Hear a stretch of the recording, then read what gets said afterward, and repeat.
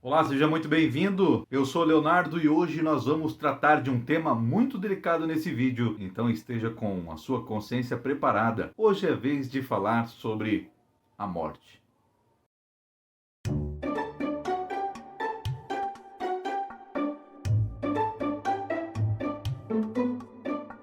Olá, seja muito bem-vindo ao canal do Simeão Literário. Eu sou Leonardo e hoje eu quero trocar uma ideia com você sobre esse livro nacional maravilhoso, A Morte é um Dia que Vale a Pena Viver, de Ana Cláudia Arantes. Olha só, estamos fazendo reviews indicando leituras nacionais do mês de setembro em comemoração à independência e incentive também você à leitura nacional.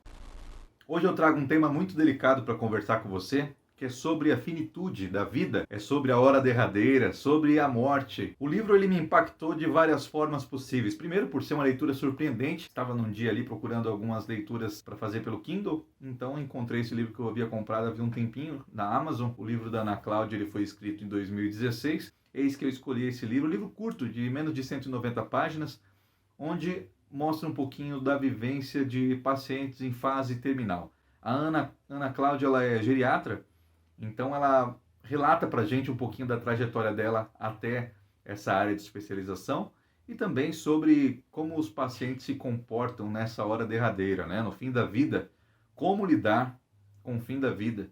É muito triste, a gente sempre pensa que a nossa passagem tem que ser a mais tranquila possível, mas a Ana Cláudia aborda várias questões que são ótimas de pensar.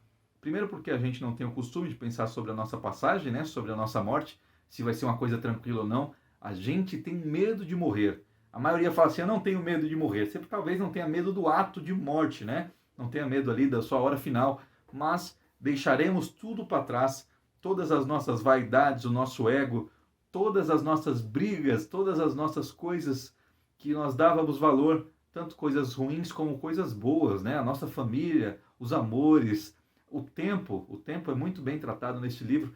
E quando eu li eu fiquei bastante impactado porque comecei a raciocinar sobre. Então falar sobre a morte talvez seja uma coisa que ajude você junto ao seu familiar para falar um pouquinho sobre como você gostaria de fazer essa transição, né? Essa travessia. Um dado que a Ana Paula traz bastante no livro é sobre como os pacientes em fase terminal, às vezes, muitos deles não têm condições de reportar o que gostaria que fosse feito, deixa então para as famílias decidirem.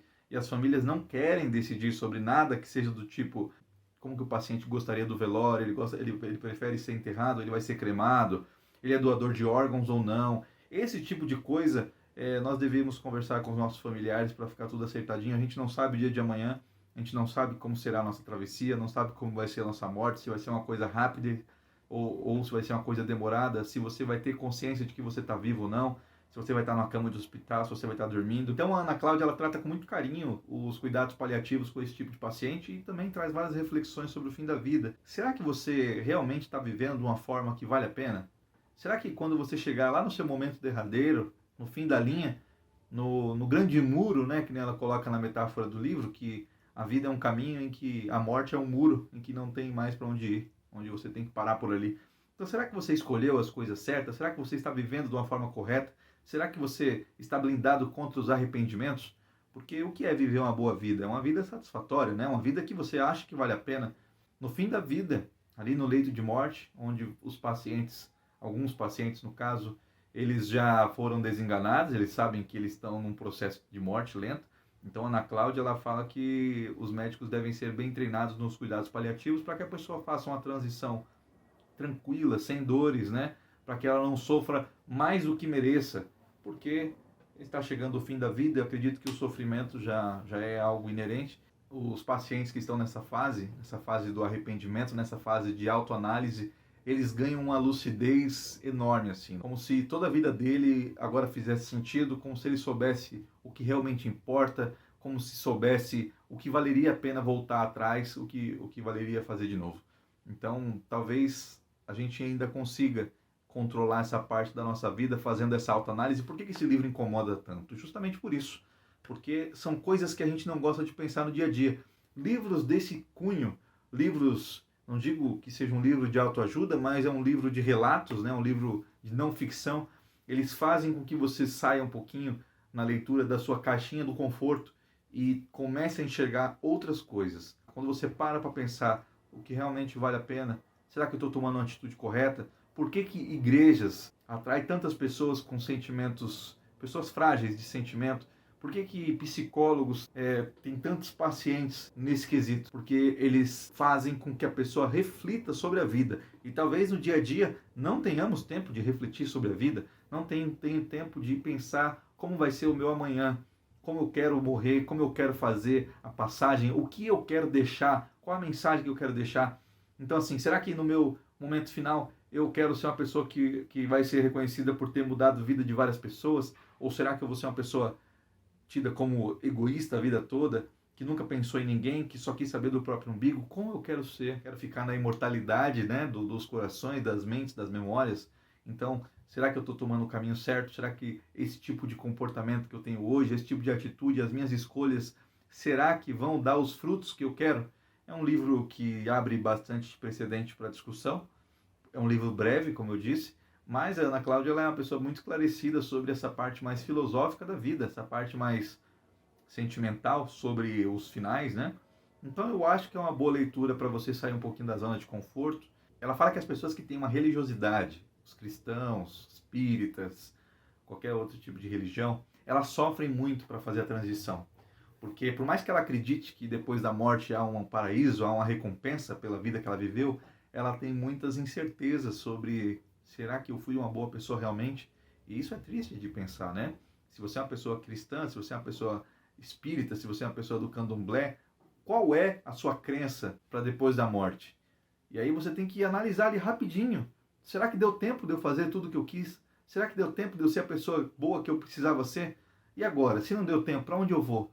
Então ela fala que as pessoas que têm uma religião, elas sofrem muito mais. Já os ateus, né, as pessoas que não creem em nada, as pessoas que não acham que a vida seja algo transcendental, algo espiritual, que é só muito mais corpo, células, físico, como é que se diz, uma pegada de carbono na Terra, elas não sofrem tanto, porque elas acham que já fiz a minha parte aqui na Terra, a minha história acaba por aqui e está tudo bem. Então é uma coisa bem interessante de você avaliar e talvez seja a oportunidade que a gente tenha de repensar os passos tomados antes, né? Outro tema que o livro aborda que eu achei muito interessante é sobre as pessoas que tiveram várias possibilidades na vida, pessoas endinheiradas, pessoas que tiveram, não só endinheiradas, tá? Também fala em questão de educação, pessoas que têm mais recursos na vida, elas sofrem mais para ir embora, elas sofrem mais para se despedir, porque elas ficam com a sensação do e se? E se eu tivesse escolhido outro caminho? E se eu não tivesse feito uma faculdade de arquitetura, tivesse feito medicina, tivesse feito direito? Se eu tivesse feito engenharia? Se eu não tivesse estudado, se eu tivesse viajado, se eu não tivesse casado, se eu tivesse ficado solteiro? Como que seria? Então elas sofrem mais, porque sempre tem aquela impressão de que a grama do vizinho é mais verde, aquela impressão de que talvez eu não tenha feito as melhores escolhas e agora não dá mais tempo. Em contrapartida, as pessoas que nunca tiveram as possibilidades da escolha, as pessoas que têm que viver todos os dias trabalhando para sobreviver, trabalhando para comer, sem muita opção, né? Sendo uma pessoa limitada nos recursos da vida, ela faz uma transição muito mais tranquila, porque ela sabe que ela deu o melhor, ela sabe que ela fez uma boa limonada com os limões que a vida deu. Então eu acho bem interessante essa reflexão também. E o derradeiro, né? O momento derradeiro, onde a grande maioria fala sobre o perdão, sobre como é importante você perdoar antes de fazer a travessia. A gente não sabe se a gente vai morrer agora, se a gente vai morrer daqui a 10, 20, 30, 50 anos. Então é muito importante que você não tenha desavenças, que isso pese no seu coração. Perdoe sempre que possível. Talvez seja a hora de você fazer uma continha sobre e se você morresse amanhã? Que tipo de mensagem que você gostaria de deixar? Se você soubesse que você vai morrer amanhã, o que você faria hoje em relação às pessoas? Que ideia você trocaria? Com quem você ligaria? Quem você gostaria de mandar uma mensagem? Quem você gostaria de se encontrar e dar um abraço, dar um beijo, dizer que ama aquela pessoa? Porque o momento da morte é o momento que você faz um checklist. Deixa eu ver se está tudo em dia, deixa eu ver se eu tenho essa oportunidade de me despedir. Já havia lido outro livro também com esse cunho que me impactou bastante. Foi um dos primeiros livros que eu li, que chama, vou colocar a capa aqui para você, que chama O Que Vale a Pena, que é uma repórter que ela vai em asilos, entrevistar vários idosos, né? E conversar com eles, o que foi esse resumo da vida deles, se valeu a pena cada instante que vocês viveram. E aí é aquele monte de relato de arrependimento, devia ter trabalhado menos, devia ter vivido mais, devia ter amado mais, devia ter me envolvido melhor com as pessoas, devia ter sido uma pessoa melhor. E é um livro que nos põe a pensar, e a gente ainda está aqui na Terra, ainda tem tempo de fazer a nossa vida mudar de alguma forma e impactar as pessoas positivamente. Tem também aquele filme da Pixar que é maravilhoso, que me emocionou bastante também, que é Viva, a Vida é uma Festa. Traz um pouco disso também, sobre como a gente vai ser tratado depois da morte, né? Qual o peso que terá? Será que se eu for uma pessoa boa, deixar aqui boas memórias, boas lembranças, como vai ser a minha passagem para lá? É uma metáfora, né? É uma alegoria, mas é um filme bem interessante de se pensar. Então, deixo aqui a minha indicação para você hoje, muito breve.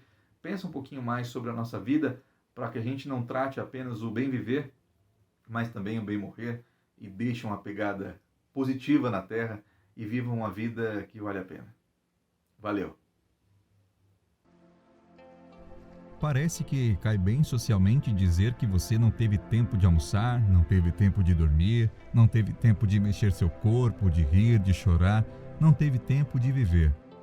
A dedicação ao trabalho parece estar ligada a um reconhecimento social, a uma forma torta de se sentir importante e valorizado.